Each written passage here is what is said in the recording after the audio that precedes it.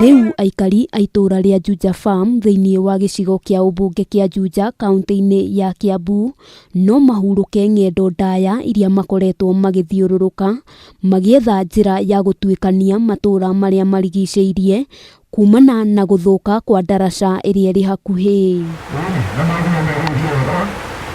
Kwa ihinda aikari maugite makoretwo makirirwo guthondekerwo ndaraca ciiraniro iria itacokaga kuhinga amu aingi makoragwo mari ateti no marikia gukungio makumbi na gucagurwo maticokaga na thutha kuhingia maria meranire undu uria utumaga aikari mature thina-ini makuyaga rwembo rumwe. Othe gutiri utara woka ndaraca-ini ino ambakoga ni meguthondeka no riu ni harokire mucamaria mwema tutoe kiria arenda ona tutuika ni siasa kandiki arokire atura ne guthondeka ndaraca ndarathondeka no turakiuga ni wega taru ni rakigurire kia haha.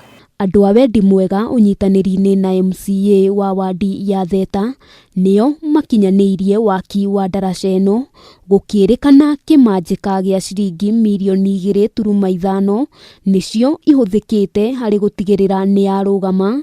Mwingi wa mwena uyu ukiuga ni minoga ya miaka mingi makorwo makiaurwo. Mbere mahinda maria atumia ona magithi kliniki twana turakinya haha makinya haha kona kwina communication ya mwana na nyina twana tukanjairia kwira nyina riu haha mathe ni gwibanga ni tondu ti kwega tondu twahata gukigwa guku rui. Kuringana na James Kariuki uria utemete itemi nene hari gukinyaniria waki uyu ni thina na ruo aikari makoretwo makigerera kuona tirita rimwe kana meri atumia manaherwo ciana barabara-ini magite njira ya kugerera guku nakuo ngari ikihinyiririo kugera rui thiini ndereba magithema ugwati wa ndaraca.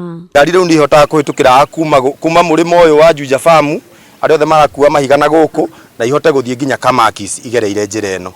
MCA wa wadi ya Theta Joyfrey Mucheke augite ndaraca ino ni gukorwo ikihingura matura maya na njira nene kuona ona irio cia arimi ikoretwo igithukira migunda aguri maremetwo ni gutonya migunda-ini. Turari na mubango wa gwaka ndaraca ino na ida turonire kwina private developer urecidirie guka tunyitanire turamuheire support na rutha ruria ruothe twina ruo rwa thirikari na nigetha uhoro uyu kinyanire. Ithuothe twahikura biashara kuma murimo guthie murimo uyu.